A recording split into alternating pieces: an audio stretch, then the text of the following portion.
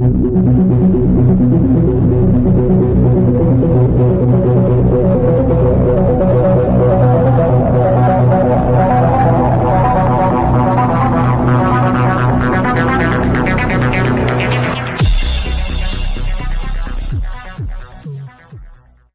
కూడా మొబైల్ ఫోన్స్కి ఎక్కువ అట్రాక్ట్ అయిపోయి దానికి అడిక్ట్ అయిపోయి ఈ స్పెట్స్ అనేవి వస్తున్నాయి పిల్లలందరికీ కూడా.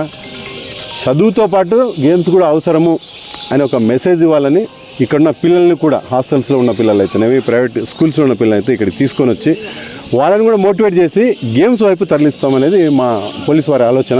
కారణం ఏమంటే ఈ మధ్య సెక్షువల్ అబ్యూజ్ ఎక్కువ అయిపోయింది, పిల్లల్లో కూడా అది తయారవుతుంది. దీనికి కారణము తల్లిదండ్రులు ఎక్కువ పిల్లలకి మొబైల్ ఫోన్స్ అలవాటు చేయడం అనేది చాలా చాలా నెగిటివ్ వెళ్తుంది. అది దయచేసి తల్లిదండ్రులకు మళ్ళీ ఈ సందర్భంగా విజ్ఞప్తి చేసేదంటే పిల్లల్ని మొబైల్ ఫోన్ నుంచి దూరం పెట్టండి, క్రీడలకి దగ్గర చేర్చండి, డైవర్షన్ ఉంటుంది, చదువు కూడా చెప్పించండి. ఆటోమేటిక్గా ఎప్పుడైతే క్రీడలు ఆడతారో హెల్త్ బాగుంటుంది, బ్రెయిన్ కూడా మైండ్ ఫ్రెష్ అవుతుంది, చదువు బాగా వస్తుంది.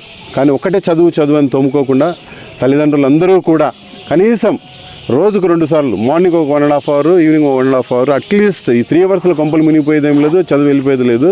గేమ్స్ ఏదో ఒక గేమ్ ఆడించండి, పిల్లల్ని మొబైల్ ఫోన్ నుంచి గేమ్స్ వైపుకు మరలించండి. ఎందుకంటే వాళ్ళు కూడా ఫ్యాట్గా తయారవుతున్నారు ఈ మధ్యకాలంలో వచ్చే జనరేషన్ పిల్లలు, గేమ్స్ వెళ్ళిపోయినాయి.